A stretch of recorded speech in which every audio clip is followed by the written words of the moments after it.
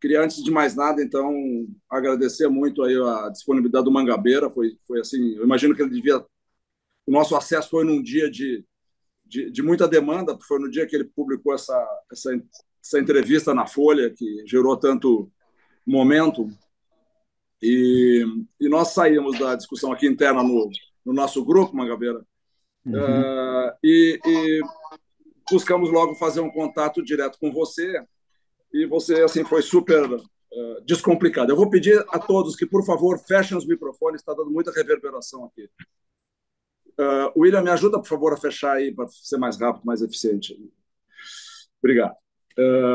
Então, assim, deixa nós fizemos uma pré-combinação assim, com pré-inscritos, Mangabeira, e nós vamos deixar de lado aqui as formalidades de senhor, tá? É um grupo fechado, é um grupo que tem um hábito já de ter conversas muito francas, muito diretas, e você já é uma figura que, embora a gente não se conheça pessoalmente, a maioria de nós, mas nós já te consideramos um fraterno conhecido. E, então, nos permita essa liberalidade que te chamar por você. O que eu acho que te chamou bastante a atenção na tua. Você não é exatamente um cara que fuja de controvérsias e polêmicas. Mas nessa entrevista em particular, você, de certa forma, acudiu uma aspiração do grupo, que é, que é de sair da vala comum, de discutir um lugarzinho onde o Zé Pedro, que está aqui conosco, já fez a frase de buscar, de alguma maneira, ligar a luz do destino. E isso a gente não faz repetindo mais do mesmo ou trabalhando com as convenções onde elas já mostraram que não deram resultado. E ao longo da tua história, por tudo que a gente já acompanhou e viu na tua manifestação como intelectual ou como agente político, você sempre foi um sujeito que andou nessa fricção positiva aí de desafiar as regras e de projetar um país com muito mais ambição. Eu lembro de você em diálogo com Darcy Ribeiro sem falar nas vezes em que você foi interlocutor do Brizola e do próprio Ciro. E por mais que se pudesse ter alguma diferença em algum ponto essencial, e eu acho que nós teremos aqui diferenças, tem um respeito muito grande por essa contribuição essencial que você faz no sentido de elevar o teto das ambições e das discussões brasileiras. Eu acho que essa é um ponto de partida e um reconhecimento que a gente deve te fazer de cara nesta conversa. Bom, por uma sugestão convencionada entre você e eu, a gente, ao invés de fazer um painel, vai fazer uma roda de questões. Né? Então, nós temos um grupo de pessoas que se dispôs a trazer as suas questões aqui, que gostariam de ver debatidas por você. Nós vamos fazer, então, perguntas de questões de 3 minutos para a tua resposta, e aí, se essa pessoa entender que precisa ter uma réplica, ela vai ter uma réplica, e, obviamente, você vai ter a tréplica, né? Então, a resposta imediata. Então, seriam, no máximo, 2 interações com cada um dos colegas aqui que se dispôs a ter uma manifestação. Eu acho que é isso, gente. Então, vamos direto ao ponto. A referência que o Mangabeira me propôs, ao invés de a gente ficar aqui fazendo discussão de conjuntura e cair no que seria quase irresistível de julgar o governo, né, que a gente discuta aqui as ideias e o futuro do Brasil. Para você saber, Mangabeira, quer dizer, o nosso grupo, o Roberto já nos chamou a atenção algumas vezes, nosso grupo não é um grupo de tertúlia intelectual, embora tenha muitos pesquisadores e intelectuais aqui, acho que todo mundo tem essa vertente, mas é um grupo que procura incidir sobre a última milha, onde as coisas acontecem. E aí a gente se vale dos conhecimentos gerados nas organizações, nas atividades de cada um de nós, mas sempre com essa ideia de que maneira a gente pode incidir na transformação e essas alturas, de que maneira em 2026 a gente não cai no maniqueísmo que a gente caiu na última eleição e, quem sabe, constrói uma alternativa que seja realmente um arco de mudanças para o Brasil. A gente está com essa disposição de rolar no barro se for necessário. Essa é a característica que nos junta e E a outra coisa muito importante, Mangabeira, é que o nosso esforço, a gente tem dito assim, nesse arco que vai de João Amoedo até o Freixo, a gente conversa com todo mundo com igual respeito, sem partir a priori. O grande desafio é qual é a agenda que a gente está discutindo e propondo para o país. Mas o nosso esforço é um esforço de diálogo, e por isso esse nome, Derrubando Muros. O único que a gente jamais aceitou a ideia de estabelecer qualquer tipo de interlocução foi com a turma do fascismo aí do Bolsonaro. Com esses não, porque a nossa ponto de partida é a nossa convergência com as liberdades democráticas, e esse cara não tinha essa confiança de jeito nenhum. Mas, a par disso, a gente conversou com todos os demais, com todos os pré-candidatos, e a gente gostaria de mais do que conversar com os pré-candidatos, de ajudar a urdir como vai ser uma candidatura que não se renda à bipolaridade em 2026. De certa forma, a gente está trabalhando, cada um de nós, na sua dimensão, e como grupo também a gente tem essa pretensão de estar no meio deste bolo. As limitações são enormes, quer dizer, o quadro político partidário não é a coisa mais auspiciosa e atraente para a gente aplicar o nosso custo de oportunidade, mas a gente, como cidadãos, quer dizer, na ausência de outras organizações, no ambiente universitário mais politizado, de organizações da sociedade civil, quer dizer, nós temos que imaginar que nós vamos ter que reinventar as formas de participação. E o Derrubando Muros é uma dessas formas, foi a que a gente encontrou. Não temos a ABI, não temos a OAB, não temos a SBPC, como a copujança que houve no período da ditadura, mas nós temos outros grupos como o nosso, nós não somos a última bolacha do pacote, mas o nosso tem sido muito ativo, muito participante, muito comprometido, para além até das ideias, mas com certeza as ideias sendo o roteiro que pode ligar essa luz do nosso destino. Tá? Então, esse é o contexto a razão de existir do Derrubando Muros. E eu vou pedir para começar por alguém, eu vou sugerir, então, que o João Carlos seja o primeiro a indagar, e aí o João já tem a canja do primeiro a falar. Pode ser, João? Liga o teu microfone, por favor, está desligado.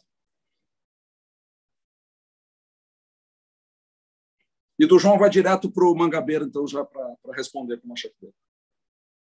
Zeca, só uma observação. Eu, em algum momento, gostaria de dizer o que a mim me parece mais importante nessa intervenção.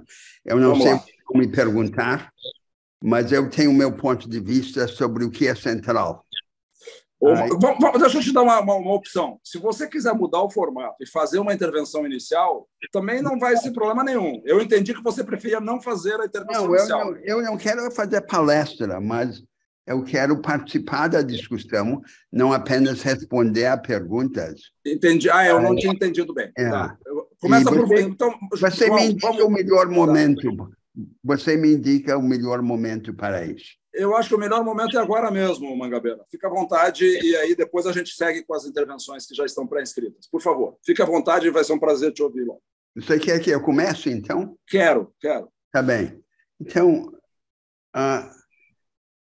o ponto de partida dessa minha discussão aí na entrevista da Folha é a ideia de que o Brasil é, sob muitos pontos de vista, característico da situação dominante no mundo. Na maioria dos grandes países do mundo, dos países mais populosos, a maioria é pobre, porém, ao invés de ter uma orientação proletária, tem uma orientação pequena burguesa.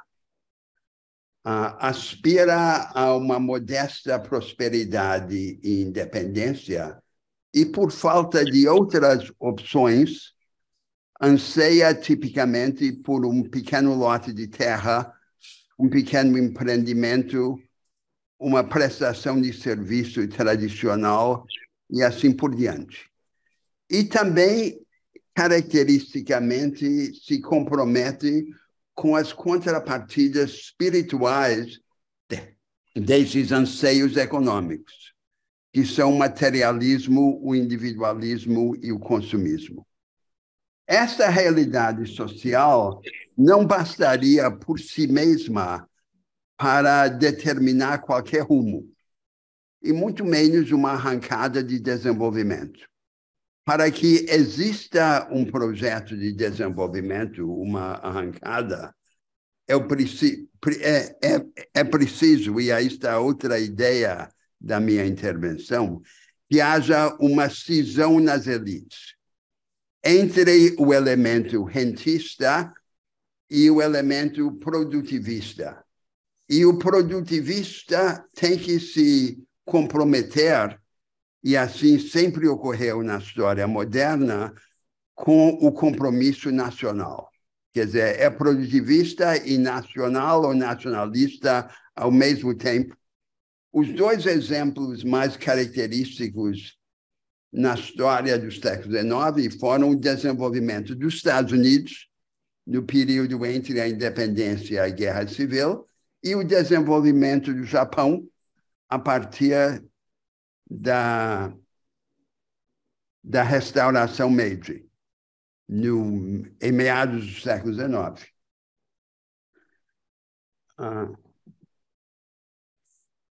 Agora, para que este projeto nacional e produtivista funcione econômica e socialmente, ele tem que tomar uma forma que persuada essa maioria de orientação pequena burguesa a ir além dos objetos tradicionais de seu anseio e se comprometer com uma série de transformações que permitam uma dinâmica inclusiva de aumento da produtividade. Aí vem uma outra ideia dessa minha intervenção. O Brasil é um dos poucos países no mundo onde o Estado conta com muitos dos elementos que seriam necessários para essa qualificação do anseio popular pequeno-burguês. E esses são, por exemplo, o SEBRAE, o SENAI, o SENAC, os bancos públicos de desenvolvimento e assim por diante. O Estado tem essas ferramentas.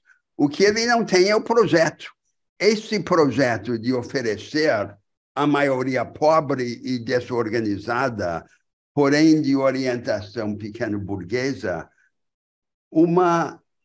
alternativas a essas opções tradicionais da pequena burguesia, do pequeno empreendimento, do serviço tradicional. O Estado não tem tido esse projeto, mas tem muitos dos instrumentos que seriam necessários para a construção desse projeto. Agora, esta situação que eu descrevo e afirmo ser exemplar da realidade contemporânea em muitas sociedades do mundo, não é uma situação especificamente brasileira, abre-se num horizonte para dois grandes problemas mundiais que estão no fundo da minha entrevista, embora não tenham sido abordados diretamente.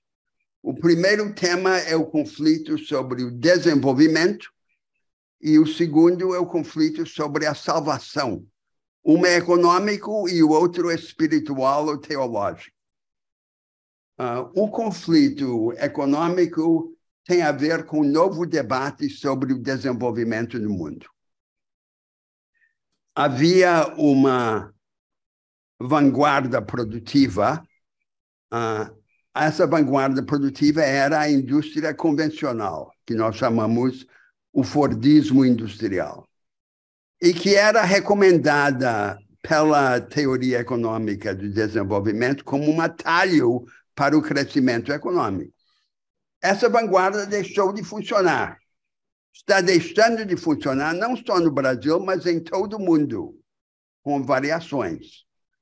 Qual, então, seria a alternativa a este atalho que se fechou? A alternativa seria uma forma includente da nova vanguarda, a economia do conhecimento, como chamamos. E esta vanguarda existe em todas as grandes economias do mundo, a China, a Índia, não só os Estados Unidos, a Alemanha e o Japão, porém apenas em forma insular, não existe em forma includente. Aí está, portanto, o dilema. O dilema é que o antigo caminho se fechou, não é mais acessível, e o novo caminho, que seria a forma includente da economia do conhecimento, parece além de nosso acesso.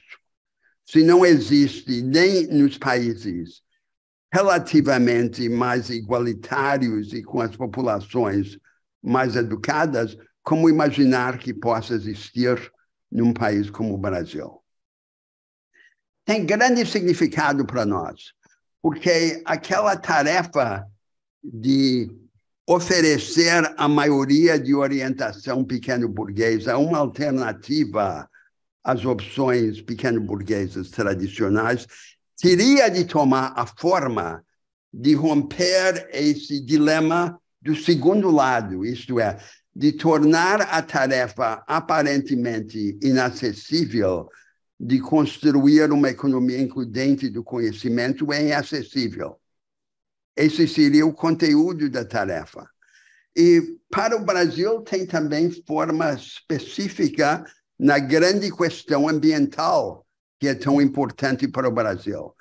Um desenvolvimento sustentável da Amazônia, por exemplo, se não for um extrativismo artesanal, sem tecnologia, sem escala e, portanto, sem futuro, só pode ser uma variante da economia do conhecimento, não há nada no meio.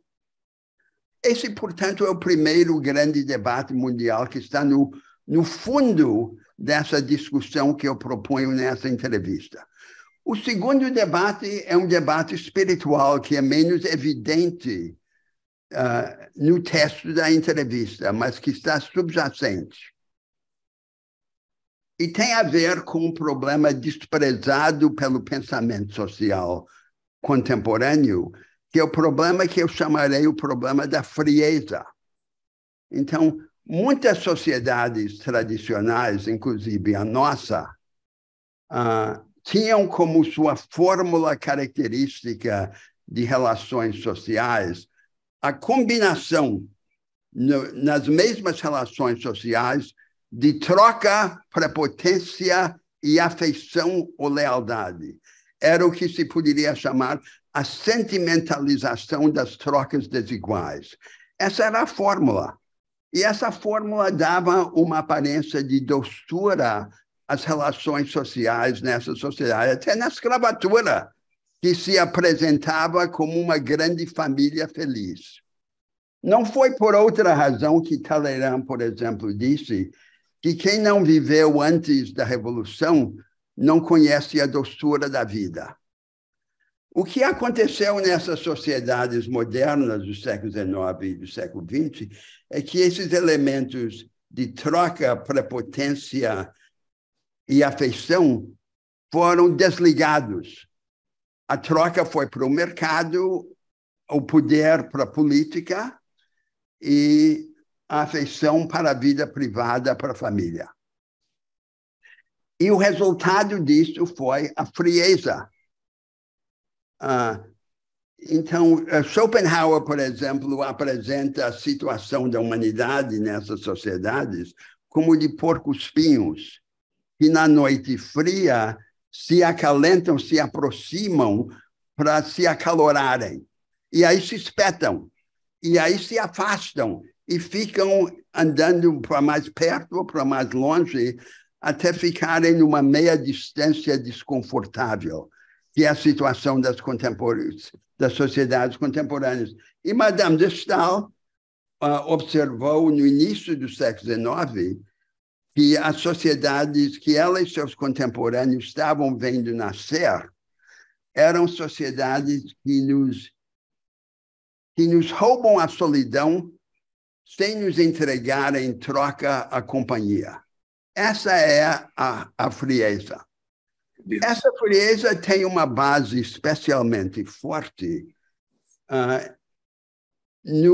na espiritualidade cultivada no período médio da história do protestantismo. Não é o período inicial do protestantismo de Lutero e Calvino, e não é também o protestantismo contemporâneo de um Karl Barth, mas é o protestantismo médio. E este protestantismo médio é o que inspirou as igrejas e religiões criadas nos Estados Unidos e a cultura pública dos Estados Unidos. Agora nós temos, no Brasil, pelo menos um quarto da nação que aderiu a essa forma do protestantismo, e que é uma espécie de cavalo de Troia espiritual dentro do país. E que aceita essa frieza, como eu descrevi, como o destino natural das sociedades contemporâneas. A maioria decisiva dos brasileiros, porém, querem ser livres e calorosos. E o sonho brasileiro continua a ser ver a pujança casada com a ternura. E para isso nós teríamos que tomar uma outra direção. Agora, de onde é que vem o calor? A proposta tradicional de filosofias como a do confucionismo é que vem como uma irradiação da vida familiar para círculos mais amplos da vida social. Eu acho que onde deve vir nas democracias contemporâneas é da imaginação e da forma institucional da imaginação. A economia do conhecimento aprofundada e disseminada, a democracia de alta energia, que criam alternativas sem depender das crises como condição facultadora das alternativas.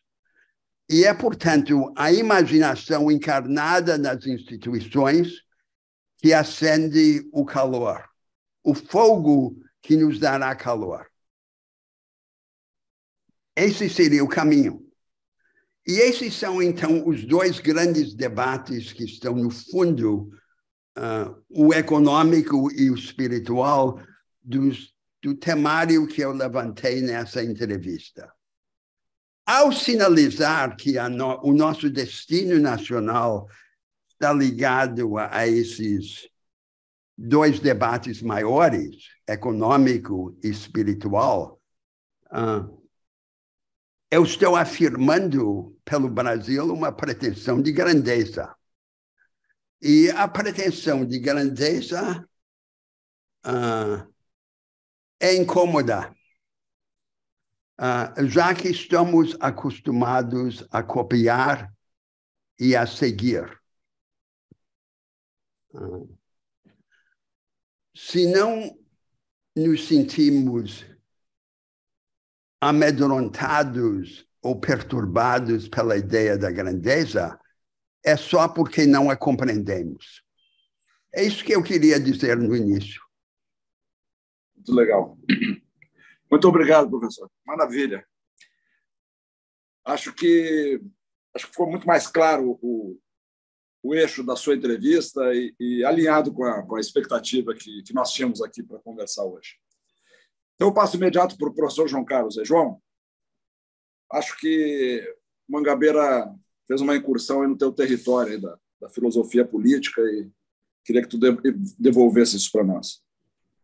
Eu vou falar muito brevemente, assim, agradecer, em primeiro lugar, essa oportunidade de participar aqui dessa discussão, que promete ser muito interessante, com essa muito qualificada, desafiadora e provocativa intervenção inicial aí do professor Mangabeira. Vou falar uma palavra aí sobre o primeiro dos pontos que ele levantou, o fato de que, nessa sociedade contemporânea, a gente tem valores dominantes, assim, e aqui ele disse especificamente aqui no nosso povo, o individualismo, o materialismo e o consumismo. Né? E eu acho que esse diagnóstico é exato, mas com relação ao modo de tratar dessa questão, que ele mesmo diz que tem um desafio moral aí envolvido, a mim parece que a contrapartida moral, para me valer de uma expressão do próprio professor aí na entrevista, não é?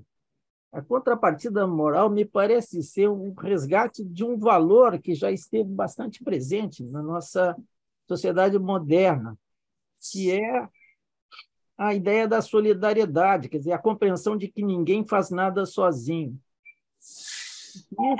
E que isso implica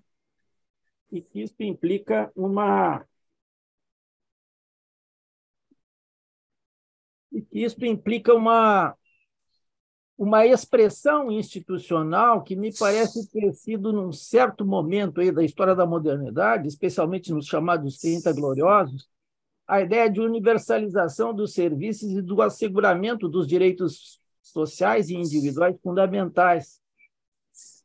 E que foi posta, não é, em banho-maria, foi um pouco abandonada com esta ideia de que a maneira de enfrentar esses desafios seriam estas políticas focais, não é, e redistributivas.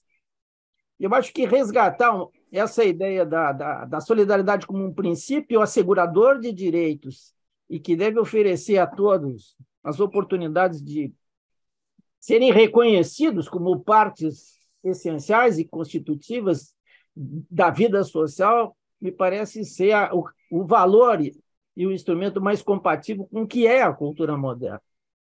Eu não tenho nada contra essa sugestão de que a imaginação pode nos abrir um caminho. Tá?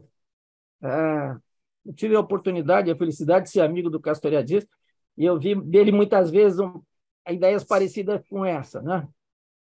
Então, meu primeiro ponto era esse, quer dizer, eu acho que a gente tem que revalorizar um pouco a ideia fundamental de solidariedade, porque atualmente o que se vê é uma espécie de ideia de que tem que haver compensações, né? E isso se aproxima muito de uma espécie de responsabilização da bondade diretamente, não é? Quer dizer, e por conseguinte da caridade. Eu acho que isso seria realmente... Isso tende a se fazer presente na sociedade contemporânea e me parece ser um erro. Tá? Então, esse é o meu primeiro comentário com relação a esse ponto. Né? Com relação ao segundo, a essa questão queria dizer uma palavra também sobre a questão da grandeza, não é? E associado com isso, de onde vem o calor. Eu tenho muita simpatia por essa ideia de que nos falta, no Brasil, uma retomada de uma ambição, de querer fazer com que esse país, não propriamente que venha realizar aquilo que Dom Pedro I disse lá no alvorecer aqui da nossa independência, que nós haveríamos de ser o espanto do mundo novo e velho. Talvez isso esteja para além das nossas capacidades. Mas eu estou bem convencido que o Brasil poderia ter, com a população que tem, com os recursos naturais que tem, com o povo que tem, poderia ser um país perfeitamente desenvolvido.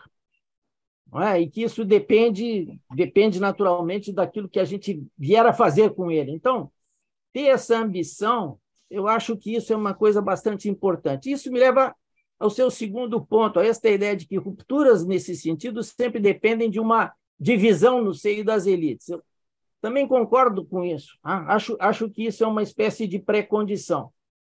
É o que se viu, como o senhor disse aí, nas situações iniciais dos Estados Unidos, foi também o que teve no Japão, mas aqui, num certo sentido, nós tivemos divisões das nossas elites. Né? A abolição foi um momento, 30 foi outro momento, a Revolução de 64 também foi um momento. Elas não tiveram a profundidade, e nem a consequência, e nem o desdobramento sistemático que houve. Por exemplo, no Japão, evidentemente, nos Estados Unidos, nem falar. Mas foram rupturas, mas isso mostra assim, que tem desafios de uma outra natureza, não é? Que dizem respeito a uma certa condição de imantação e de amalgamento das vontades e dos desejos com relação a isso. E a ruptura por si só, especialmente no nosso caso, em vários desses outros casos, onde elas tiveram a forma de uma manifestação autoritária, elas não são capazes de sustentar por um tempo maior esse sentimento. E nessas condições eu fico, às vezes, um pouco inconsequentemente, talvez, querendo dizer que a gente deve ter saudade dos 50 anos em 5 do Juscelino. Tá? Quem foi jovem naquele momento recorda o entusiasmo que havia um pouco por toda parte aqui na sociedade brasileira. Então, esse era o meu segundo comentário com relação ao ponto. Por fim, queria também dizer uma palavra sobre essa ideia de que pode haver uma espécie de universalização de uma sociedade do conhecimento. Tá? Eu acho um ideal assim, desejável, interessante, gostaria muito que isso pudesse ocorrer. Mas o que parece haver, na verdade, na dinâmica do desenvolvimento contemporâneo, é um esforço sistemático de substituir trabalho de gente por trabalho de máquina, de tal maneira que as pessoas passam a ser como que supérfluas, né? Quer dizer, isso, em certa medida, um estorvo. Então, eu acho que esse é um desafio profundo que a sociedade contemporânea está nos apresentando. Né? Cada vez mais, o esforço intelectual da humanidade é substituir gente por máquina. Tá? E isso, evidentemente, coloca no horizonte a médio prazo uma espécie de desafio muito maior de reordenamento das relações sociais e da forma de estruturação das sociedades em prazos aí que eu acho que são longos, mas que se avizinham. Tá? Isso, aliás, nos devolve a certos ideais lá do século XIX, né, a respeito de modos de estruturação da vida social baseados em outros princípios. E, por último, eu queria ainda fazer uma manifestação para o senhor e para o Zeca, tá? De que eu louvo sua resistência, que é um leitor de filosofia, de não se impressionar com as viagens de Platão a Siracusa, de ter a disposição de espírito de não esmorecer nessa convicção de que a inteligência, né, pode contribuir para fazer com que a sociedade assuma e se direcione para melhor rumo. Acho que o Derrubando Muros é uma espécie também de parceiro nessa mesma convicção de valorização da inteligência e da intervenção da inteligência, a despeito de que a relação entre as contribuições intelectuais e da inteligência com relação à vida política real e a história sejam sempre transversais, nunca lineares. Tá? O que exige da parte de quem tem convicção com relação a tais crenças que a gente tenha persistência e vontade de persistir nessa disputa com relação ao que deve ser o rumo a ser tomado na nossa vida social. Era isso que eu tinha ali para comentar. João, mas essa última aí é uma provocação, né? Porque foram 3 viagens de Platão e 3 fracassos. Né? Pois é. Vamos devolver ao professor Mangabeira aí. A gente não deve desistir. Tá Tá bom. Então, há vários temas aí. Vamos começar pelo tema da solidariedade. Então, voltando àquela maioria pobre, porém de orientação pequeno-burguesa, e interpretando de uma forma generosa o que ela quer, eu diria que o que ela quer é empoderamento, é o poder de agir, é o que ela quer. Ela não quer ser tratada como uma massa de beneficiários a cooptar, ela quer ser tratada como um grupo de agentes a empoderar. Aí está o fundo desse anseio. Nas social-democracias europeias tradicionais, a solidariedade foi reduzida a uma política de transferências igualizadoras contra o pano de fundo de um alto nível de homogeneidade cultural e social. A degradação dessa homogeneidade, por exemplo, pelos fluxos migratórios, expõe a insuficiência do dinheiro como base de solidariedade. A única base adequada da solidariedade é as pessoas fazerem coisas juntas. É a multiplicação de formas de ação coletiva que juntam os diferentes em ações conduzidas por propósitos. Essa é a única base suficiente da solidariedade social. E a economia includente do conhecimento, que nós não temos, ou a democracia de alta energia, que também não temos, seriam contextos políticos e econômicos para a disseminação dessas práticas de ação coletiva. E, portanto, uma resposta à pergunta que você põe. Agora, eu não queria terminar sem uma referência ao seu exemplo de Platão, menos consoladora na interpretação de que a que você deu. O que o exemplo de Platão mostra é o erro característico dos filósofos em política, que é porque os filósofos têm pressa, os filósofos não têm tempo, querem voltar aos seus livros e às suas doutrinas. Imaginam que há um atalho.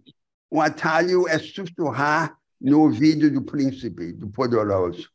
O que aprendemos com o exemplo de Platão é que esse atalho não funciona. Sempre dá errado. 100% das vezes. E não há nenhuma alternativa ao engajamento total. Bom, muito obrigado, professor. Armínio, teu comentário, por favor. Obrigado. Prazer, Roberto. Eu li a sua entrevista, confesso que fiquei surpreso, agradavelmente surpreso, em várias dimensões. Não tanto por aspectos de concordância, convergência, mas por o que eu acho que foi, pelo menos eu li assim, uma evolução na direção de reduzir as divergências, seja lá quais forem elas. Acho que, não sei, eu estava pensando outros dias que eu te conheci a primeira vez em 81, quando eu estava me candidatando ao meu doutorado. O que eu vi assim de convergência? Economia do conhecimento, com certeza. Eu acho que o desafio é como sair do estado de atraso extremo, de desigualdade extrema, que é o quadro que nós temos aqui. Includente, por certo. É verdade. Fui olhar uns números para comentar um artigo recente do presidente Lula e do vice-presidente sobre industrialização. Eu não me dava conta, mas a participação da indústria no PIB brasileiro caiu de 24% para 10%. É verdade que ela está caindo em toda parte, mas não tanto. E, de fato, acho que outros caminhos são necessários. Você tocou num tema com o qual eu estou envolvido na prática, que você falou em recuperação de pastagens, é um enorme e lindo e difícil trabalho. Eu sou sócio, conselheiro de uma empresa que está procurando fazer isso sem qualquer subsídio. E o conceito é simples, a execução, como tudo aqui no Brasil, é muito difícil. Agora, os dois pontos, eu acho, de menos divergência ou mais convergência, ou possível convergência. Eu fiquei assim, agradavelmente surpreso com a menção à oferta. Eu sei que você sempre fala em produtivismo, e é uma palavra charmosa, mas não é muito fácil de se entender. Mas eu acho que esse é um ponto também da maior importância e frequentemente esquecido. Depois você falou sobre não depender do rentismo, o que eu acho que é um sonho de todos, e falou em responsabilidade fiscal, que me parece eminentemente razoável, e colocou isso também num contexto onde é necessário não depender do rentismo para poder ousar. Adoro também. A questão é como, né? Porque o grande viciado nos rentistas é o Estado, o governo brasileiro. A ideia de que houve austeridade no Brasil e tal é uma grande mentira. O gasto público no Brasil saiu de 1/4 do PIB para 1/3 do PIB. O que existe aqui é uma total e absurda falta de prioridade, sobretudo. Mas acho que aí eu vejo alguns passos, sim, apenas lendo as suas palavras. Onde eu gostaria de te ouvir, se possível, eu sei que a gente está num bate-bola meio rápido, um pouco é essa. Você fala que existem os instrumentos, mas não o projeto. Ok, não sei se eu concordo 100% com isso, mas acho que é um bom assunto para se explorar.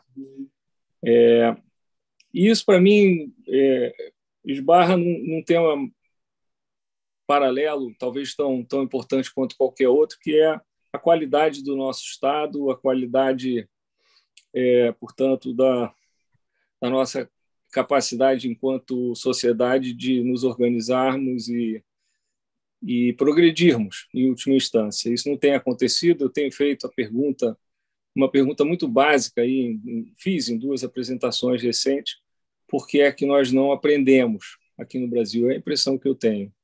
São 40 anos assim, muito frustrantes, com bons momentos, brilhantes até, mas com um resultado final absolutamente medíocre.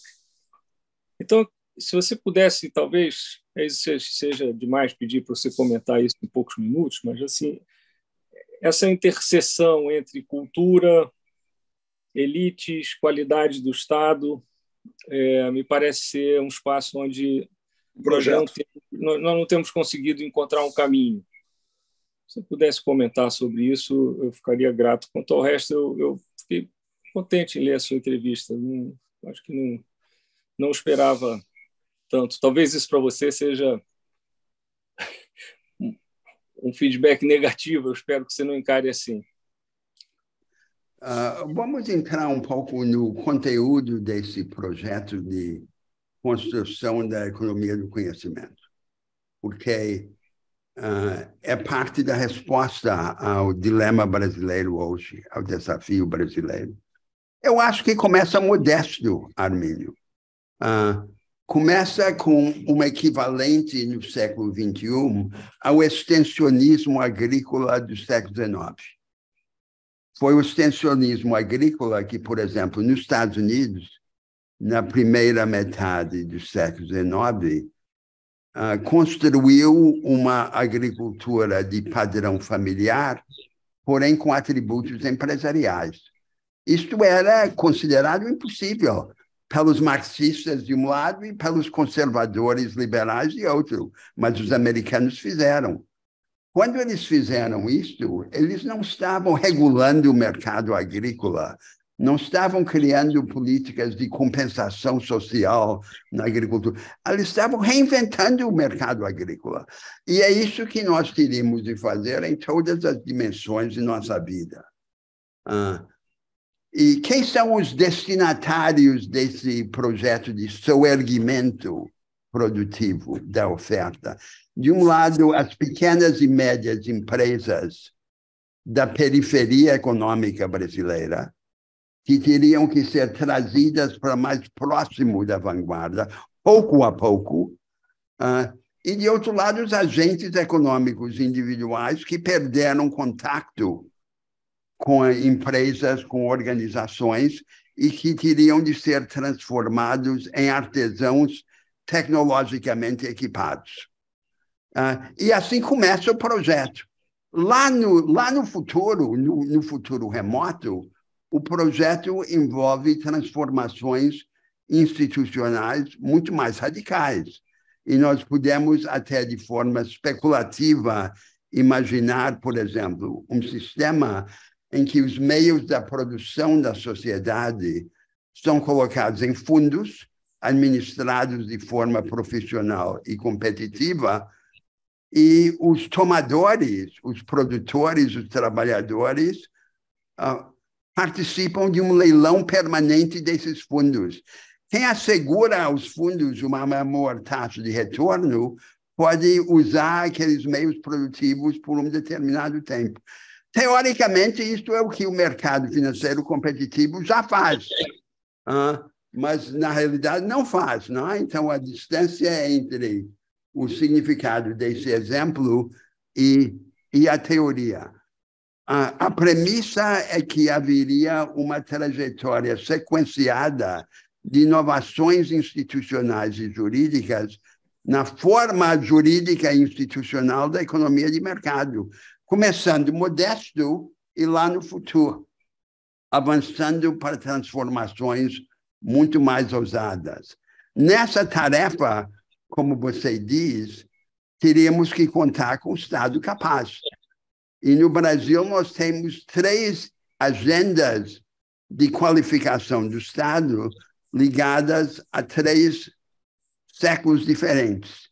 Agenda inacabada da profissionalização do serviço público do século XIX, agenda da eficiência no aparato do Estado do século XX e agenda do experimentalismo, que seria a agenda característica do século XXI. Em vez de imaginar essas agendas em sequência, teríamos que realizá-las ao mesmo tempo, mas de uma forma sempre fragmentária, como teria a ser. Agora, como é que acontece isso? Como é que acontece a reforma da política e do Estado nas sociedades contemporâneas? Não acontece como os reformadores imaginam, como uma espécie de condição antecedente, a mãe de todas as reformas e assim por diante. Acontece só quando tem de acontecer para permitir um caminho em que a nação quer trilhar. Então, nenhum país reforma o seu Estado e a sua política para depois decidir o que fazer com o Estado e a política reformados. A reforma do Estado e da política só ocorre no meio de uma luta para reorientar o caminho econômico e social. E, portanto, eu quero acreditar que essa luta de construir uma forma mais includente do impulso produtivista, não só na indústria, mas em todos os setores, que nos levaria à reconstrução do Estado. E no meio desse caminho, para voltar à questão anterior colocada aí da tecnologia, a tarefa de reformular a relação entre a máquina e o homem, entre a máquina e o trabalhador. Qual é o propósito da máquina? A máquina encarna um algoritmo, uma fórmula, que é tudo que nós já aprendemos a repetir. O propósito da máquina é fazer o que já aprendemos a repetir para que nosso recurso supremo, o tempo, possa ser resguardado para o que ainda não aprendemos a repetir. E, portanto, essa parceria entre a máquina sem imaginação, a máquina que é um algoritmo, e o homem com a imaginação é imensamente mais poderosa do que a máquina ou o homem sozinhos. Esse é o objetivo. E essa é uma outra dimensão dessa tarefa que eu estou propondo. Fala, Armínio. Não, rapidinho. Eu acho que a convergência de sonhos e de objetivos é imensa. Só assim, hoje eu fui a São Paulo e sempre sento na janela. Dependendo do caminho do avião, eu olho para São Gonçalo ou para a Zona Norte. Nós estamos falando aí de 3 milhões de pessoas. São já bastante maduras, adultas e sem chance. E o mundo está evoluindo rapidamente. Eu acho que a vida deles vai ficar mais complicada ainda com tecnologia. Um baita de um desafio. Mas, enfim, eu acho que é aí por aí. As pequenas empresas, aí eu tenho talvez uma diferença sutil. Não há muita vantagem em preservar pequenas empresas pelo fato de elas serem pequenas. O que eu acho que pode ter algum valor, sobretudo num país onde é difícil se fazer qualquer coisa, seria para empresas novas. Aí talvez. Senão, eu acho que é mais um problema do que qualquer... Não é uma questão de sacramentar a escala. Não há mágica em escala pequena. Mas o fato é que a maioria dos brasileiros trabalham em empreendimentos pequenos ou são prestadores autônomos de serviço. Nós temos agora metade da população no mercado informal e uma parte crescente dos trabalhadores na economia formal em situação de emprego precarizado. Que futuro pode ter um país com a maioria jogada nesse sistema inorgânico flutuante. Então, nós temos que organizar isso. Agora, se olhar o avião São Gonçalo e ver, o Brasil é um grande mestre, é um caos, né? Por onde começar? Tem que começar pela ousadia. Tem que ter um projeto nacional ousado, tem que lutar pelo poder do Estado em nome desse ideário, tem que ter esse escudo fiscal da rebeldia nacional, a que eu me referi na entrevista, e aí muda tudo. O que é importante é a dinâmica da luta. Começa nesse ato de rebeldia nacional. Ok. Só para eu vou passar para o Fersen agora. Eu tinha uma ordem aqui eu vou dar uma atropelada, porque o Fersen tem um ponto sobre essa questão da inclusão dessa microempresa, desse pequeno empresário que já existe numa condição de alta vulnerabilidade. Fersen, vai lá, por favor. Só para provocar mesmo aqui, inclusive eu pegando o gancho do que o Arminio falou, eu tenho uma fé muito grande na tecnologia como uma maneira de resolver boa parte dos problemas que estão levantados aqui com relação ao empreendedorismo das pessoas, a necessidade de empreender num país que não gera emprego, etc. Eu vejo, por exemplo, o que está acontecendo agora na inteligência artificial, em que, evidentemente, é um benefício imenso para grandes empresas que têm muitos dados e para grandes empresas de tecnologia que conseguem fazer os modelos. A contrapartida disso é que você coloca de uma forma simples o acesso à tecnologia às pessoas comuns. Se, por um lado, quem tem dado ficou mais poderoso, por outro lado, os devs, os desenvolvedores, o que foi o bottleneck dos últimos 10 anos, perde valor, porque é possível você programar, fazer as coisas sem o conhecimento específico da tecnologia. E, portanto, você pode usar o conhecimento, o modelo de negócio, a ideia e tudo mais. E vou pegar um exemplo simples, né? Essas ferramentas permitem resolver um problema que o brasileiro tem, que é gravíssimo, de não falar inglês. Essas ferramentas permitem a tradução imediata. Quer dizer, alguém em algum lugar do Brasil consegue se comunicar com o exterior na língua que for, sem precisar conhecer a língua. Estou dando só um pequeno exemplo. Então, eu acho que a tecnologia ela caminha numa direção de favorecer em muito os países pobres e as populações mais pobres, tendo um impacto, inclusive, maior do que nos países desenvolvidos. Só para deixar essa provocação aí. Certo. Professor, antes de você comentar, só para dizer assim, uma das conversas que a gente teve aqui no Derrubando Muros, e que o Fersen coordena, é sobre essa. Hoje nós fazemos recrutamento o Brasil faz um recrutamento de empreendedores numa piscina. E nós temos um oceano de pessoas que não podem desenvolver essa competência, sequer podem aspirar a ser empreendedores, donos do seu destino. Então, há um problema de limitação e de perda de oportunidade que nós temos no Brasil. Não quer dizer que todos os brasileiros devam aspirar a ser empreendedores. Certamente que não. Essa também é uma discussão que já tivemos. Não é um ideal de que, se todos virarem empreendedores, nós vamos resolver o problema da mobilidade social brasileira. Mas hoje nós catamos empreendedores em 2 ou 3% da população. Os outros 97% não podem ter esse sonho. Então, comente isso, por gentileza.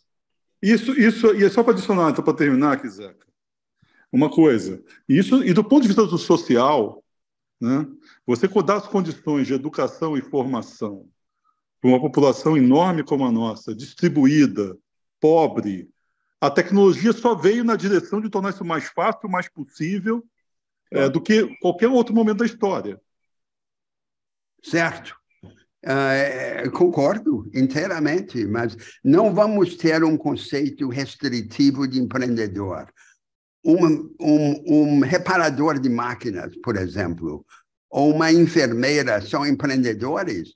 No conceito que eu estou usando, são, porque são agentes, mas são agentes desligados de organizações, que aí eu usei esse conceito do artesão tecnologicamente equipado. Há um processo de soerguimento, de qualificação produtiva, que foi característico do extensionismo agrícola no século XIX e teria que voltar agora multiplicado por 100, em que o Estado atua para reempacotar, para reinventar as formas disponíveis da tecnologia, para torná-las acessíveis à fronteira de uso dessa massa que está intermediária entre ser empreendedor ou ser trabalhador informal ou precário, não importa. Essa é a maioria do povo brasileiro. Então, o Estado brasileiro teria que atuar para recriar esse legado tecnológico e disponibilizá-lo à maioria. Essa é uma grande tarefa. É uma tarefa de salvação nacional. Concordo. Concordamos. O Bartman, você vai fazer um comentário ou prefere fazer depois? Está com o microfone fechado. Eu vou fazer dois comentários muito curtos e fazer uma pergunta geral para o Roberto.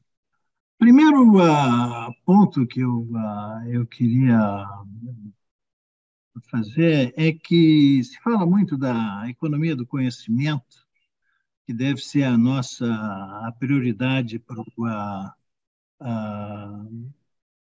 século XXI, e parece que a gente pode esquecer a economia tradicional. E eu acho que isso é um equívoco. Os setores agrícolas e industriais na economia ainda são muito importantes e vão ser importantes por muito tempo. O comércio exterior, 80% dele são feitos em produtos agrícolas e produtos industriais. Só 20% do comércio industrial, do comércio exterior, do comércio internacional, é feito em serviços. E esses serviços, coisas como filmes, Hollywood, serviços financeiros, eles usam tecnologias de forma limitada. Quer dizer que, na minha opinião, a economia tradicional ela é muito importante e ela oferece enormes possibilidades para o Brasil e a gente não deve deixar de dar prioridade a essa. Na economia do conhecimento, existe uma dicotomia que muita gente não percebe. Do lado do consumo, existem centenas de milhões de consumidores das tecnologias de conhecimento. Mas os produtores da tecnologia, os que desenvolvem a tecnologia, e aqueles que usam grandes quantidades de dados estão extremamente concentrados. Sim. Mesmo aqui nos Estados Unidos, a economia do conhecimento está concentrada na Califórnia, no estado de Washington, em Nova York. Fora dos Estados Unidos, você tem Toronto, você tem Londres, você tem Xangai e Pequim. Então, essa concentração, esse setor, ele é extremamente concentrado. E eu não tenho, eu não vi até agora nenhuma ideia interessante de como o Brasil vai passar de ser um consumidor da economia de conhecimento para ser também um produtor dessa. Então, esse projeto que o Roberto menciona, que o Armínio tocou também, para mim, em termos gerais, evidentemente que o Brasil precisa de um projeto, a gente precisa sacudir o Brasil. Mas como que a gente vai definir esse projeto? Quais são as prioridades? Como que a gente vai criar um consenso nacional em torno desse projeto? Qual seria o papel do governo? Qual seria o papel da iniciativa privada?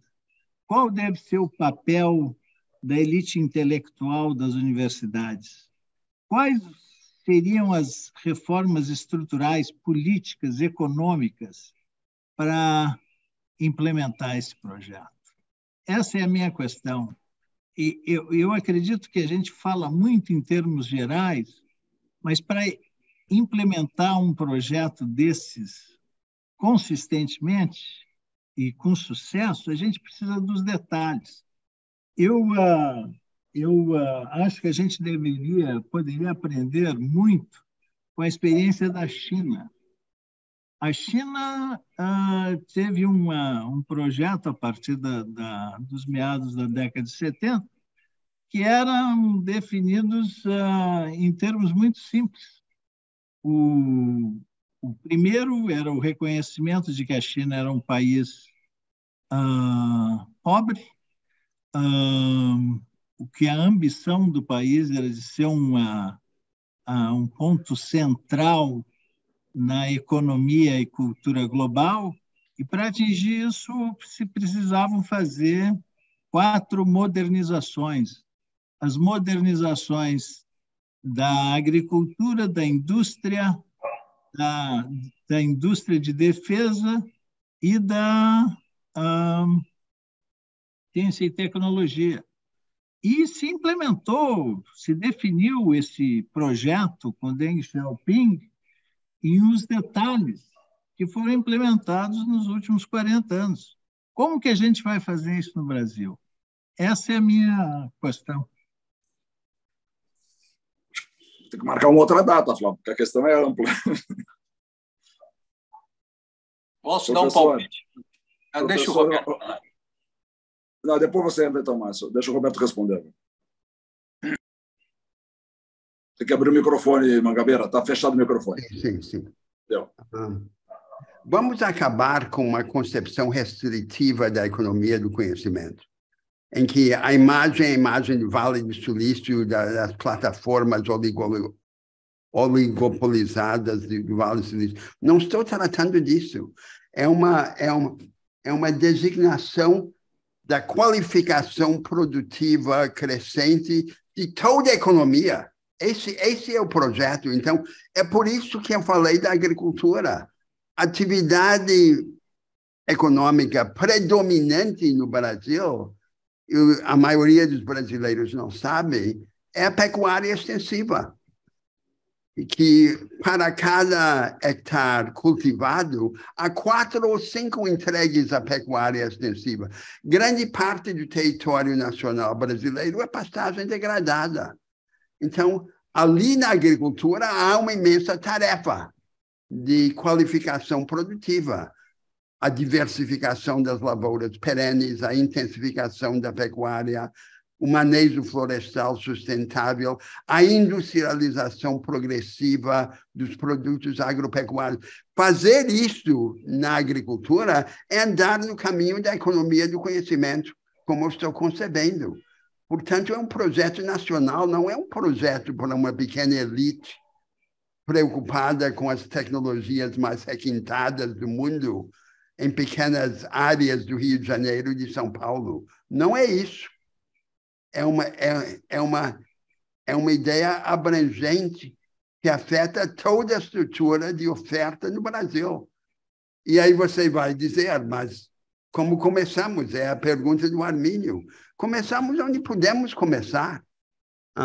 E o mais importante é esse momento inicial da formulação audaciosa do projeto e da construção das alianças sociais e políticas capazes de sustentá-lo. Isso está mais ou menos dito também na sua entrevista, quando você fala das florestas. Todo o conhecimento florestal que tem no Brasil é desenvolvido em florestas temperadas.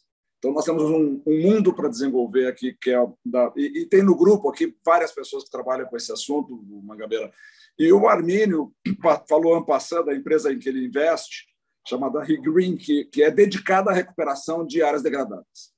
É um projeto bastante ambicioso. Porque essas áreas degradadas recuperadas seriam a plataforma física de um novo modelo agropecuário. E esse novo modelo agropecuário é um exemplo da economia do conhecimento, claro, da forma, inclusive, em que eu a estou concebendo.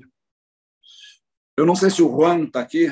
O Juan é outro que tem um investimento nessa área de biologia molecular associada ao conhecimento das florestas. Tem muita coisa interessante aqui que a gente pode trabalhar mais adiante. Eu vou pedir assim, nós temos o André. Eu queria muito que o André fizesse um comentário. O André é nosso convidado do Mangabeira também. Depois eu queria passar para o Márcio e vamos fazer um ping-pong mais rápido agora, porque nós temos compromisso de liberar o Mangabeira às 6h30. Quem vai primeiro? Vamos deixar o André, que é nosso convidado, Márcio. Você é o anfitrião como eu. Não, sem André, dúvida. Por favor, André. Obrigado, Zeca. Obrigado pelo convite. Eu tenho conversado muito com o Mangabeira nos últimos anos e tenho enorme, pelo menos, coincidência de ideias. Mas eu sem me estender, porque são muitos os pontos aqui, o diagnóstico do Roberto Mangabeira, eu não tenho quase nenhuma discordância. Mas eu gostaria de ouvir dele uma questão de ele parece acreditar que esta grande transformação pela imaginação pode ser implementada através do que ele chama de uma democracia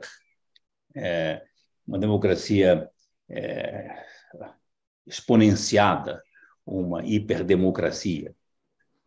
De certa forma, ele faz uma análise da visão de mundo do brasileiro e da parte dos brasileiros, de certa forma, dos brasileiros que foram, não vamos falar excluídos, mas ficaram pobres, né, ainda em relação ao resto do mundo, não atingiram um potencial, e que passou esse brasileiro, deixou de ser percebido como alguém que quer ser beneficiário de um assistencialismo do Estado, ou mesmo dos serviços da social-democracia, para um agente, ele próprio, produtivo na economia. E que é um agente que vem com essa ideia muito americana dos Estados Unidos, a ideia de um individualismo e o consumismo, que perde-se alguma coisa nisso, que é uma noção de afetividade, de calor humano e comunitário que o Brasil tinha muito e que se perdeu. No fundo, isso se perde com a economia capitalista do século XIX e XX. A minha pergunta é se essa análise eu concordo, mas vem junto com essa visão americanista, individualista e consumista, uma deslegitimização do Estado. A ideia de que o Estado é um ônus, um custo. Eu tenho batido muito nesta tecla. E eu acho que eu não consigo entender que se possa organizar uma sociedade de outra forma, melhor, com imaginação, o que for, sem uma ação de um Estado inteligente, de um Estado com capacidade de imaginação. E um Estado inteligente, com capacidade de imaginação, com capacidade eficiente na sua execução de propostas, de projetos, exige que a inteligência do país queira participar do Estado. O que vem ocorrendo no Brasil, que é um ideário por falta de um termo melhor, eu não gosto desses rótulos, mas de um ideário de um neoliberalismo que demoniza o Estado como um Estado incompetente, ele termina por, de fato, se tornar incompetente. Um Estado que é percebido como incompetente e corrupto acaba atraindo só pessoas interessadas em que não se importam em serem vistas como incompetentes e corruptos. E eu acho que esse papel, a falta de uma elite, no sentido verdadeiro da palavra, da inteligência, é fundamental no Brasil. E eu não vejo isso. Acho que o sistema político brasileiro, político partidário brasileiro, se desmontou completamente. Você tem hoje um amontoado de coalizões casuísticas que não conseguem definir um projeto de país. E esta combinação de uma visão crítica do Estado, de um neoliberalismo, vai estar acelerando um processo de neofeudalização do país. Para ser no sentido de que você desmoraliza, como está ocorrendo, isso também ocorre em todo mundo, não é um fenômeno exclusivamente brasileiro, a deslegitimização do Estado leva a uma fragmentação de alianças de meros interesses materiais e que é muito próximo do mundo medieval pré-Estado Nacional. Isso é o caso aqui da milícia, desorganizações, e você começa a ter alianças, inclusive conflitos que vão passando de conflitos políticos e econômicos para políticos mesmo armados. E você cada vez mais levantando os seus exércitos comprados. Essa fragmentação, essa milicianização do país é um risco extraordinário. E eu acho que a imaginação e vencer essa degradação, essa desorganização, exige uma inteligência que esteja disposta a voltar à vida pública e não delegar a vida pública, como é feito hoje em dia. Dizendo, olha, a vida pública é uma tarefa menor, suja, que nós devemos, no máximo, a gente treina algumas pessoas dentro que nós vamos treinar ideologicamente para que eles operem o Estado e a vida pública de acordo com os nossos interesses. E eu acho que essa é uma questão muito grave. E eu tenho perguntado ao Roberto sempre, olha, como agir? Como recuperar isso de uma forma de reorganizar a vida pública e o Estado brasileiro? E aqui esta é a minha pergunta para ele, aqui para voltar a ouvir, para que ele diga a vocês e a mim. Então, 3 pontos, André. Primeiro, eu concordo com essa ideia de que o Estado é um instrumento indispensável do projeto nacional e que o pensamento do país tem que estar no Estado também. Mas o limite disso é a recusa da ideia de que o conflito ideológico, o debate ideológico, deve ser entendido como um debate sobre o tamanho relativo do Estado vis-à-vis o mercado. Mais Estado, menos mercado, mais mercado, menos Estado, síntese de Estado e mercado, que seria a social-democracia ou social-liberalismo. Essa é que é a ideia ruim. Não há uma forma natural e necessária da economia de mercado, assim como não há uma forma natural e necessária do Estado democrático. O novo conflito ideológico no mundo é um conflito sobre as formas institucionais alternativas do mercado, da democracia e da sociedade civil independente. Não é um conflito sobre o tamanho relativo do Estado e do mercado. Esse é o primeiro ponto. Agora, o segundo ponto. A única coisa que importa em política é o legado institucional. O mais são como as ondas do mar, né, que vão e voltam. E esse foi o maior mal do lulismo, que o lulismo não deixou nenhum legado institucional. O último grande momento de construção institucional que nós vivemos no Brasil foi o momento do corporativismo varguista. Vargas construiu instituições. Depois elas foram esvaziadas pelo neoliberalismo e nós vivemos em meio aos destroços do corporativismo varguista, sem ter um outro projeto institucional. Ter esse outro projeto institucional teria de ser a nossa prioridade. E essa prioridade só pode ser executada com ideias.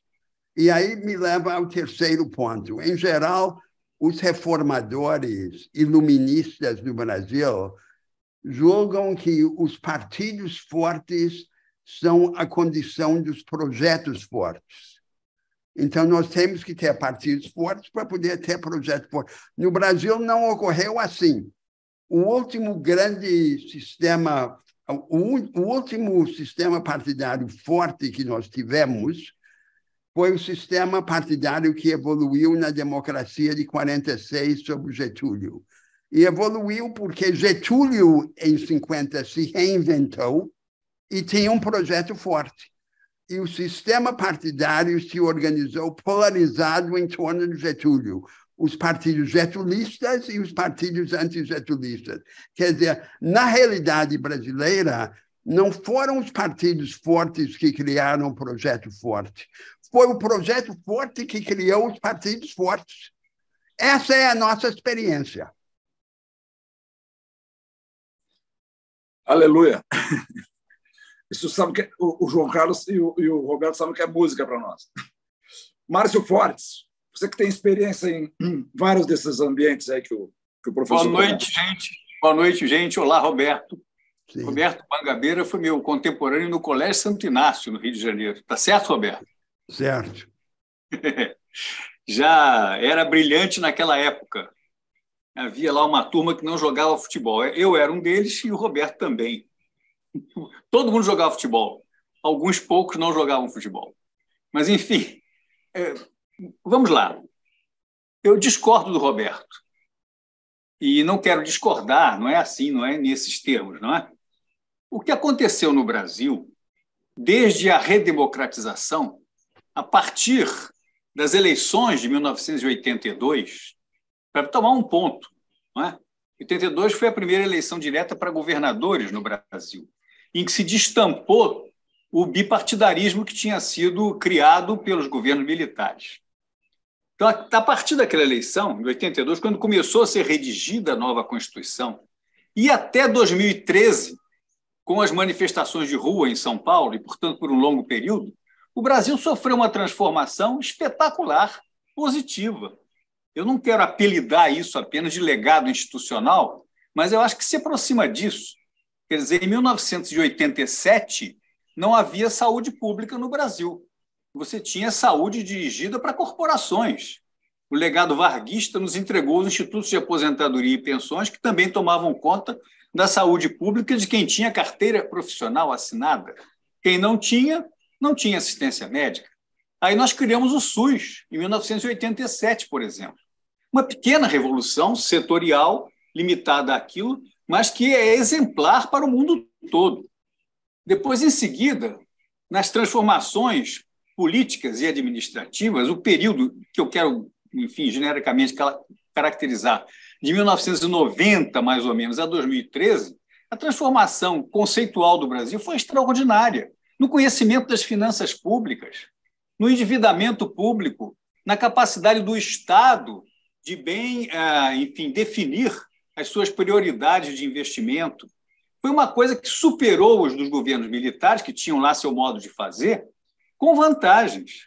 Quer dizer, a universalização do ensino fundamental, com o Paulo Renato, no Fernando Henrique Cardoso, é um legado institucional irreversível, que nos cabe agora aprimorar e aperfeiçoar daqui para frente.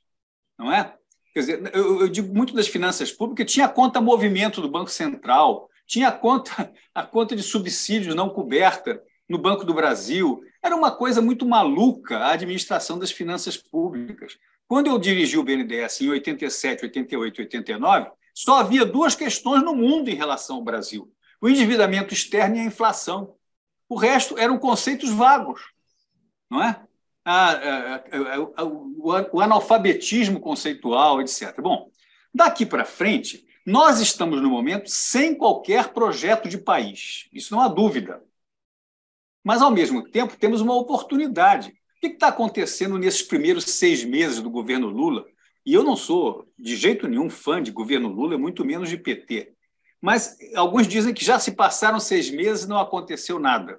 Eu coloco ao contrário. Só se passaram 6 meses depois da tenebrosa noite do Bolsonaro. Quer dizer, ainda hoje, o que se fala é tampar um pouco o que ainda existe dessa noite tenebrosa. Quer dizer, a CPI, a CPMI do dia 8 de janeiro, a votação no TSE do mandato do Bolsonaro, tudo são coisas que remetem a continuar uma tarefa importante, que é recolocar as questões de forma civilizada no Brasil. Agora, precisamos de um projeto. Esse projeto, na minha leitura, eu estou perguntando a você, viu, Roberto, como é que você interpreta essa minha ideia aqui? São 3 blocos de atividades. Uma é tomar conta do nosso ativo ambiental e climático, se torna uma força espetacular. Segunda é trabalhar sobre a desigualdade nas bases modernas, que não é mais você simplesmente aumentar o tamanho do Auxílio Brasil, mas dar oportunidades melhores a quem tem mais dificuldade, em coisas que já estão claras, mas são pouco trabalhadas. Por exemplo, por que não um projeto de transformar as escolas fundamentais todas em escolas de horário integral ao longo de 5 anos? Usando os instrumentos da economia de conhecimento, como você bem falou, não só para novas teses e novos chips eletrônicos, mas nos setores tradicionais brasileiros. A educação é um caminho espetacular, porque com a utilização da economia do conhecimento, você pode fazer com que as novas gerações se habilitem para um mundo diferente daquele em que viveram seus pais e que tem essa dificuldade de superar aquilo tudo. Eu não quero nem chegar ao Armínio Franco quando olho pela janela de São Gonçalo, aí também é covardia, porque São Gonçalo, na minha leitura, é definitivamente o pior município do Brasil. Não pode ter coisa pior do que São Gonçalo. Não tem centro da cidade definido, não tem assistência médica, não tem coisa nenhuma. Cidades ao lado de São Gonçalo têm boas condições de inspiração e de oportunidade. Enfim, é como eu vejo. Você acha que é possível, Roberto, na nossa conjuntura atual, bem, o meu terceiro bloco, depois da coisa, é o aperfeiçoamento do processo democrático, sem dúvida, não é? Para que nós não coloquemos por via da disfunção democrática, via eleitoral e via uma porção de outros processos, inclusive aqui se falou do desestímulo à participação de pessoas de boa qualidade nos projetos públicos, que a gente possa jogar isso tudo fora. Mas trabalhando sobre esses 3 blocos, francamente, eu acho que nós podemos dar continuidade ao que chamei o projeto de ouro. Olha aqui, o Hussein Kalut, que você conhece muito bem, lá da universidade, foi secretário de Assuntos Estratégicos naquele curto período do governo Temer. Chegou a fazer um rascunho de um projeto nacional de muito boa qualidade, em que o Estado era indispensável, como você falou, tá certo? Em que o debate ideológico era francamente superado e em que as formas institucionais de manejo da coisa pública não eram limitadas. É a minha única coisa. Tem umas pitadinhas. Obrigado, Márcio. Pronto. Muito obrigado, Márcio. Eu antes de pedir a resposta do Mangabeira, eu acho que a gente, como o Márcio fez uma incursão longa e chegou a passar, inclusive, por uma apreciação sobre o atual governo, eu acho que seria a hora do Roberto Freire entrar, e daí o Roberto responde aos 2 depois. Pode ser, Roberto? E depois nós vamos ao Silvio Meire e aí encerramos. Eu gostaria muito realmente de falar agora, porque eu estava com uma preocupação aqui, porque a gente está falando muito do conhecimento, da ousadia, de ideias que mudem essa realidade. E nós estamos com um governo que, infelizmente, não tem a mínima preocupação com isso. Está preso lá no passado. Porque a sua concepção, e eu falo aqui, e que instalou no Estado brasileiro, e uma das coisas que a gente vê, essa instalação, 35 ministérios entregues a identitarismo, a determinadas organizações para atender a determinados setores do próprio governo, do núcleo estrutural de governo. Apropriou-se do Estado sem ter ele próprio a mínima unidade. Ele trabalha a questão dos povos originários, sem levar em consideração os outros povos, do problema da negritude como se fosse o único problema brasileiro, e ali trabalha só para isso, e o governo perde-se, e hoje nós estamos tendo um evento que é bem significativo disso, que quer restaurar a doutrina Monroe como se fosse fundamental para uma política anti-imperialista norte-americana, do mundo que não é mais da Guerra Fria, que, se quiser falar de imperialismo, tem que ser numa outra realidade, do mundo digital, do mundo da globalização, do mundo da inteligência e do conhecimento. E isso está ausente. Porque quando a gente fala de Getúlio, isso é coisa passada, é bom, passado nos ensina. Mas o que é mais próximo de algum projeto do Brasil do futuro? Isso a gente não tem. O que é que Juscelino significou? Poderia ter, porque teve uma elite brasileira que, independente de ser favorável a Juscelino ou não, mas viu o Brasil como um projeto. Bom ou mal, mas se isso teve e deu lugar que a inteligência se juntasse na bossa nova, no cinema novo, numa efervescência cultural importantíssima em todos os setores. Isso não é um Estado. O Estado pode servir a uma elite e a um governo que tem a capacidade de despertar o Brasil. Como é que a gente pode despertar o Brasil com projetos de carro popular? Com alguém que só fala na fome, com alguém que não tem a mínima noção do que é que está se passando no mundo e se posiciona contra o que significa futuro desse mundo. E é isso que eu gostei do Mangabeira quando fala aí do lulismo.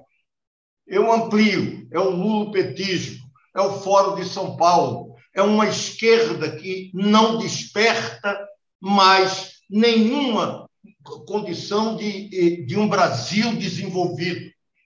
É de um Brasil medíocre. Quem lê, por exemplo, eu estava vendo o documento desse Fórum de São Paulo, que Lula vai lá e que hoje, por conta disso, dá uma declaração relativizando a democracia, ou seja, para ele é capaz de chamar, como chamava alguns dos nossos companheiros à esquerda, a democracia burguesa. Frente a uma democracia popular, ou seja, sem caracterizar a democracia como um valor universal. Infelizmente, nós estamos com essa esquerda, daquela que eu já fiz parte, mas fiz parte sendo numa perspectiva de que éramos a democracia maior do que a democracia que existia, porque era a partir de uma ditadura do proletariado, de uma sociedade mais igual, de todo um sonho e uma utopia. Mas agora, o que é que caracteriza essa esquerda? Se tivesse um John Boric aqui, com força para estar despertando até pela sua juventude, quem sabe? E ter uma perspectiva concreta desse mundo. Mas aí eu estava querendo falar e mostrando aqui concretamente, por exemplo, o documento começa dizendo que a firmeza e avanços de Cuba, Venezuela e Nicarágua. Esse é um introito do documento do Fórum de São Paulo, que está evidente aqui no Brasil e tem Lula como um dos seus fundadores e mais do que isso. É um peixe na água. Ele está naquilo que é o seu pensamento e que, infelizmente, é pensamento de amplos setores do PT. Lá tem aqueles que são avançados e que imaginávamos que pudesse ter, em alguns momentos, ganha, tem uma certa hegemonia, parece que na economia não rendeu-se ao que tinha de mais atrasado, tudo isso. Mas no Brasil, por exemplo, por que é que a gente não tem a capacidade de ter a ousadia de dizer que as nossas escolas têm que ser transformadas em telas de computadores e não mais salas de quadros negros? Agora, como ficou a robótica no ensino, como ficou a ligação de todas as escolas brasileiras naquilo que é a nova via de trânsito, que não é mais as estradas, sim, a ligação e a conexão pela internet. Isso está tudo atrasado e ninguém pensa nisso. O mínimo que se pensa aí, alguém falou aí, escola com tempo integral. Mas aí, quando se vai uma reforma mínima que busca isso no ensino médio, essa está paralisada, está parada. Como imaginar enfrentarmos um campo das ideias, da ousadia, do conhecimento, dessa civilização e que temos que movimentar, criar um projeto nacional? Eu fico meio escabriado um pouco projeto nacional mesmo. Estou terminando. Roberto, muito obrigado, Roberto. Quando o Magabeira topou conversar conosco, ele disse: eu não quero ir lá para fazer um julgamento do Lula, eu quero lá discutir as ideias e o futuro para o Brasil. Quando você falava aqui, Roberto, eu só quero pegar uma caroninha, se você me permite, se você não concorda, eu retiro. Mas o que você falou, para dizer o seguinte: se tirar o PT da jogada agora, o cachorro para e não sabe o que fazer na roda do caminhão. Não, mas eu não estou querendo. Espera eu não estou querendo tirar ninguém. Não, eu só quero dizer. Não, eu estou querendo. O que eu estou querendo é que o Brasil discuta que não pode continuar assim. Não, mas, Roberto, eu estou querendo aproveitar esse fórum aqui, esse fórum que você conhece desde o início, como fundador, para dizer o seguinte: a nossa responsabilidade de contribuir para a construção deste projeto, que o Magabeira disse que não existe, ela é a nossa responsabilidade perante nós mesmos.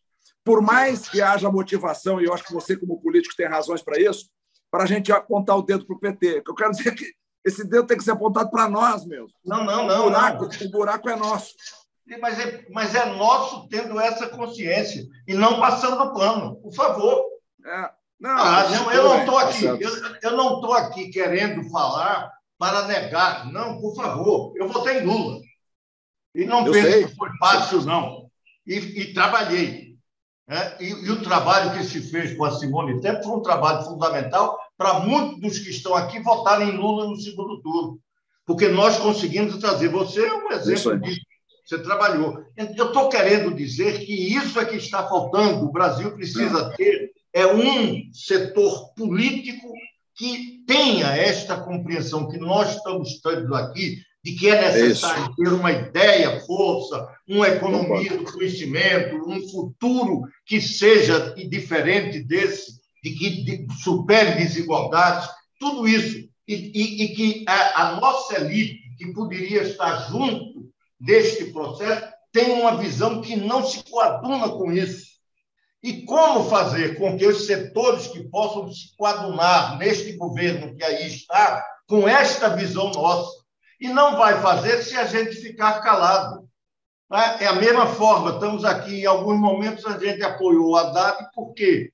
Você tem que apoiar, porque ele tem parece que uma visão um pouco mais aberta em relação a toda essa realidade da economia mundial, de como o Brasil se situar. Nós não estamos apoiando? Exatamente por isso, porque é este que nós precisamos ter. Quando eu falo que não podemos cair na mediocridade, de as pessoas aplaudirem porque Lula fala da fome. Por favor, quem é que é a favor de passar fome, de que morram de fome? Isso não vai levantar ninguém, nem mesmo os famélicos. É nesse sentido que eu digo, está faltando no Brasil isso. Porque a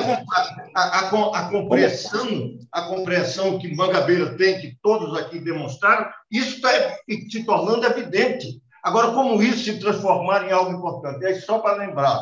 Eu conheço Mangabeira de um momento que a gente se juntou lá em 98 e que resultou numa candidatura de Ciro Gomes pelo nosso partido PPS. Já com essa tentativa de criar um movimento como esse. Não deu certo, infelizmente. Ainda? Sim. Não, claro, até porque eu estou aqui para isso também. Eu sei. Mangabeira, desculpe. Zeca, deixa eu só observar para a reunião não terminar sem a minha posição ficar clara. Há uma completa abdicação nacional. O governo Lula, inclusive, é um dos instrumentos dessa abdicação nacional. O que está agora na condução do Brasil é a combinação de 4 elementos. O financismo, o predomínio dos rentistas, o pobrismo, a ideia de dourar a pílula do modelo econômico com políticas compensatórias. Acho que fechou o microfone do Mangabeira. Tem que começar de novo. Por favor, comece de novo. Há uma completa abdicação nacional. E o governo Lula é uma expressão dessa abdicação nacional. O que está na condução agora do Brasil é uma combinação de 4 elementos. Primeiro, o financismo, o predomínio dos cientistas. Segundo, o pobrismo, a ideia de dourar a pílula do modelo econômico com políticas compensatórias. Terceiro, o duo da política identitária da esquerda, que é simplesmente o inverso das guerras culturais da direita. E agora veio o quarto elemento, que é uma política exterior inconsequente, que disfarça a rendição aos cientistas com um terceiro mundismo barulhento. Esse é o governo que temos, essa é a política do Brasil, e não pode haver meias palavras na descrição desse quadro. Agora, nós não falamos nessa conversa num tema muito importante, que é a política das grandes regiões do país. Isso não é um detalhe. Um projeto nacional só vai viver no Brasil quando tocar o chão da realidade regional. E esse projeto nacional tem que ter forma distinta em cada uma das grandes regiões do país. A Amazônia, o Nordeste, o Brasil Central, o Sul. E esse é um caminho. Esse é um caminho que nos aproxima da realidade brasileira imediata. Obrigado, Mangabeira. Eu vou só para finalizar uma última intervenção. Eu queria para dar até um pouco de um componente regional. O Silvio é um cientista que já foi professor no MIT, mas continua professor da Universidade Federal de Pernambuco, onde ele criou o Porto Digital, a principal incubadora que nós temos no Brasil, o César. E o será uma voz dessa transição ao futuro aí que nós temos no Derrubando o Muro, Mangabeira. Então, eu queria que o Silvio fizesse essa última intervenção e devolvesse para o professor Mangabeira. Silvio. Zeca, obrigado. Boa tarde, boa noite a todos e a todas. Só para corrigir rapidamente, eu fui pesquisador no Berkman Klein Center em Harvard, na mesma universidade do Mangabeira. Em Harvard, pronto. Exatamente. Ainda bem que eu não fiz nenhum downgrade aqui. Exatamente. Não, fomos para o mesmo lugar. Mangabeira, bem rapidamente, porque seu tempo está curto, uma das coisas que você fala na sua entrevista é que o quarto eixo gigantesco de transformação do Brasil é a transformação radical da educação brasileira com a substituição de um enciclopedismo raso por uma visão analítica, sobretudo no ensino médio, com que eu acho que todos nós concordamos de raiz e passa também por uma transformação radical no processo de formação dos professores que acabam no ensino fundamental e médio, o que implica numa transformação da universidade brasileira, em particular das universidades que formam os licenciados que acabam como professores no ensino fundamental e médio, e isso é a transformação da universidade pública, que é a universidade que forma os professores, em última análise. Considerando que em todos os lugares onde essa transformação teve um mínimo de sucesso, ou um sucesso bem acima da média, como Singapura, como os países nórdicos e assim por diante, e esse tempo foi de entre 25 e 40 anos para que isso se transformasse, quais são suas expectativas, primeiro, de que isso aconteça no Brasil em algum prazo, depois, como você acha que poderia vir a acontecer e até ser financiada para tal, e como que você acha que a gente deveria começar esse processo? Quer dizer, Silvio, nós chegamos perto com a Anísio Teixeira, né? E o Brasil escolheu como orientador ideológico da educação a pessoa errada, Paulo Freire, em vez de Anísio Teixeira. Ali já começou a desandar, né? Desde o início. Nós teríamos que ter outro modelo radicalmente diferente. Eu não me conformo com nós termos no Brasil uma educação que conspira contra os pendores do povo brasileiro, né? O Brasil é um grande sincretismo anárquico e nós organizamos um sistema educacional que parece que se destina a transformar jovens brasileiros do século XXI em crianças francesas do século XIX. Essa é a educação brasileira, é a negação de nós mesmos. Teríamos que ter uma outra educação totalmente diferente, que privilegiasse as capacitações analíticas e sintéticas, que sacrificasse o enciclopedismo raso, ao aprofundamento seletivo temático que tivesse como contexto social da educação o trabalho de equipe, a cooperação entre professores, alunos e escolas, e que adotasse em relação ao conhecimento herdado o método dialético. Toda matéria deveria ser ensinada pelo menos 2 vezes, de 2 pontos de vista contrastantes. Quer dizer, uma educação que viesse em assistência aos nossos pendores, né? Em vez de tentar suprimi-las. Isso seria um movimento de libertação nacional, como foram os grandes movimentos de reforma educacional no Brasil. Teria que ser um grande projeto nacional, com centenas de escolas, com milhares de professores. Esse teria que ser um dos pontos de inspiração dessa agenda nacional que estamos discutindo. Maravilha.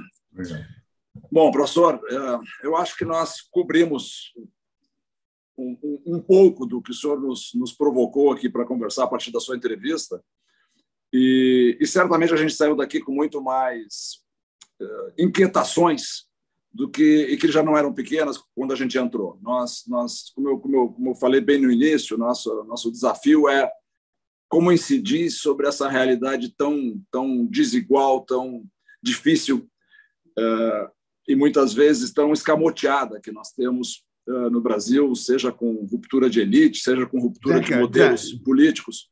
Eu gostaria muito de... Só um ponto em que o problema central do Brasil não é a desigualdade, como os esquerdistas todos pensamos, né? O problema central do Brasil agora é a mediocridade. Esse é o nosso problema.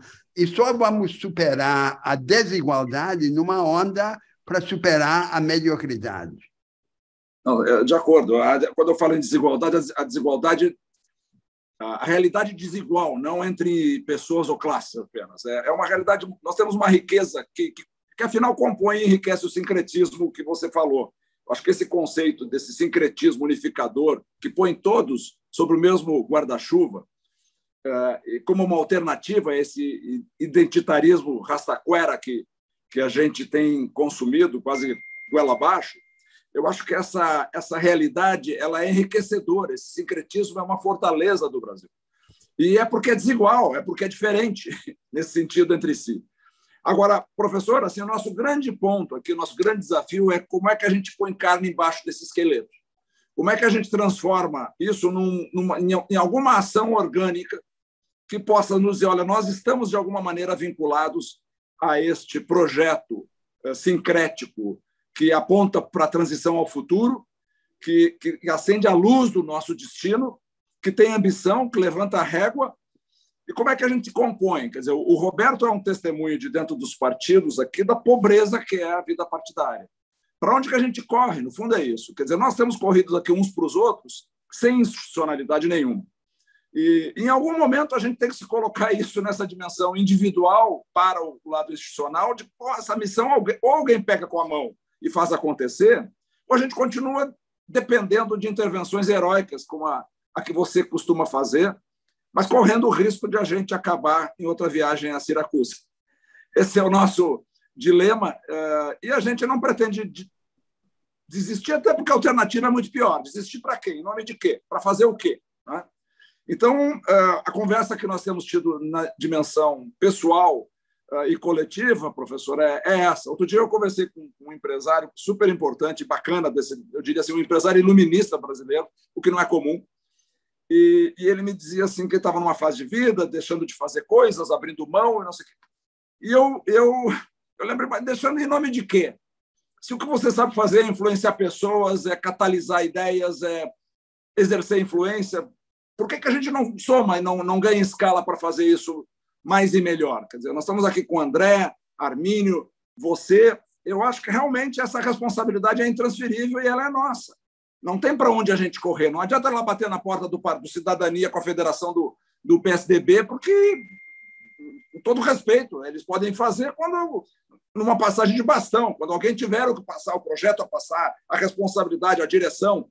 Mas eu acho que eu não estou enganado em dizer isso, né, Roberto? Não virá dos partidos.